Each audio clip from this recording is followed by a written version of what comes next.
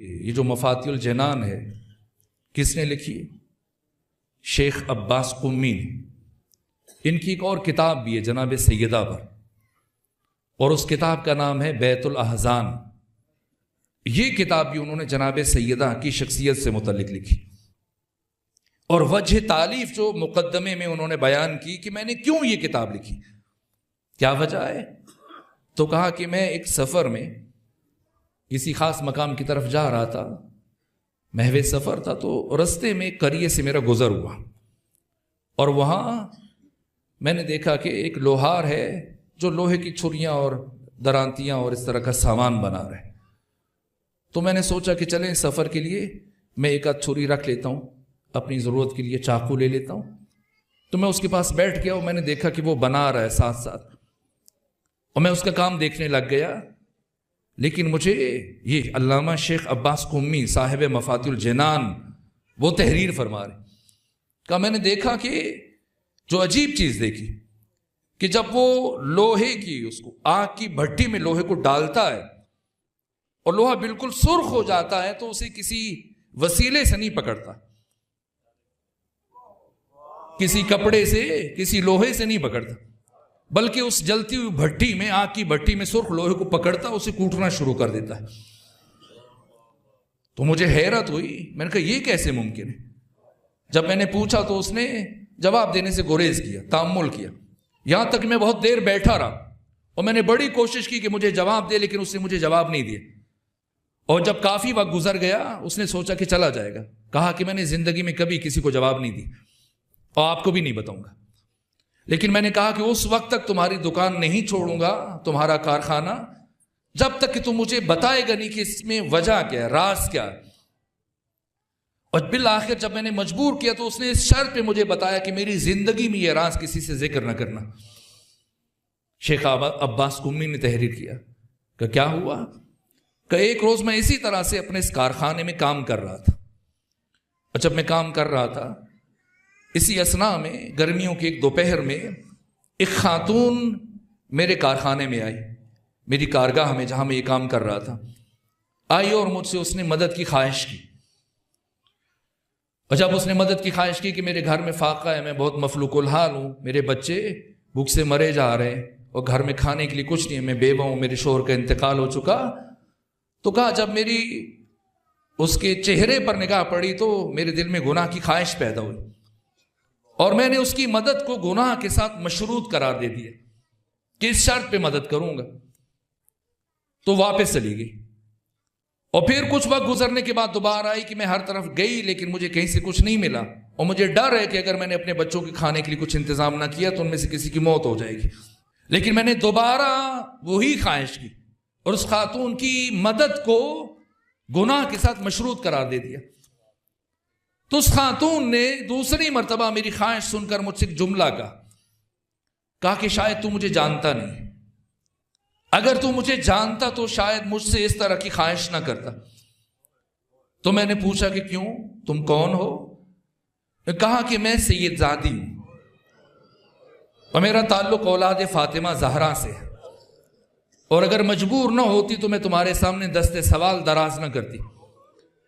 کہ جیسی میں نے سیدہ زہرا کا، نبی زادی کا نام سنا تو میں شرمندہ ہوا، پشیمان ہوا، اور مجھ پر کپ کپی طاری ہوئی، اور میں اٹھا اور اٹھ کر اس کی مدد کی اور دست ادب جوڑ کر اسے معافی مانگی کہ اپنی دادی سے کبھی میری شکایت نہ کرنا۔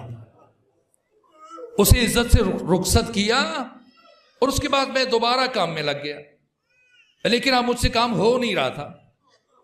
میں نے خستگی محسوس کی، تھکان محسوس کی، یہاں تک کہ میں نے اپنی دکان بند کی اور گھر آرام کے لیے چلا گیا۔ اور جب میں گھر گیا اپنے حجرے میں بستر پہ لیٹا، میری آنکھ لگ گئی، اور جب میری آنکھ لگی تو میں نے خواب میں ایک خاتون کو دیکھا۔ انہوں نے فرمایا کہ میں تمہارے نبی کی بیٹی فاطمہ زہرا ہوں، آج تو نے میرے نام کا حیا کیا ہے، میرے نام کا ادب کیا ہے اور میرے نام کا پاس رکھا، تو میں فاطمہ زہرا تجھ سے وعدہ کرتی ہوں کہ میں دنیا اور آخرت کی آگ کو تم پر ہمیشہ کے لیے حرام قرار دیتی ہوں۔ کہ شیخ وہ دن ہے اور آج کا دن ہے، میں جب بھی آگ کے اندر ہاتھ ڈالتا ہوں یہ آگ مجھ پر اثر نہیں کرتی ہے، ادب فاطمہ ہے، ادب فاطمہ۔ میرے عزیزو، ادب فاطمہ کا تقاضا یہ کہ کبھی بھی فاطمہ کے دشمنوں کے لیے اپنے دل میں کبھی نرم گوشہ نہ رکھیے گا، نرم گوشہ نہ رکھیے گا۔ کبھی بھی نہ سوچیے گا شاید خدا غفور الرحیم ہے معاف کر دے، نہ۔ امام صادق فرماتے ہیں کہ جو قاتل زہرا کے لیے اور دشمن زہرا کے لیے اپنے دل میں نرم گوشہ رکھے گا وہ قیامت کے دن ہماری شفا سے محروم رہے گا۔ نہ وحدت و اتحاد کے تقاضے اپنی جگہ پر، لیکن حقیقتیں اپنی جگہ پر محفوظ ہیں۔ اپنے اصولوں پر کبھی بھی صرف نظر نہ کیجیے گا۔ میں نے روایتوں میں دیکھا اور اللہ کہا کہ سکونی راوی ہے، روایت کرتے ہیں، صحابی امام صادق ہیں، وہ کہتے ہیں کہ میں امام صادق کے پاس وہ راوی گیا اور امام کے سامنے خرمے پڑے تھے، کھجوریں پڑی تھی، اور امام نے اس کی طرف بڑھا دی، کھاؤ۔ تو سکونی انہوں نے کہا کہ امام میری رغبت نہیں ہے، جی نہیں چاہ رہا، آپ تناول کیجیے۔ تو امام صادق نے فرمایا کہ میرے حق کا واسطہ بتاؤ کیوں نہیں کھا رہے؟ کہ کیسے بتاؤں؟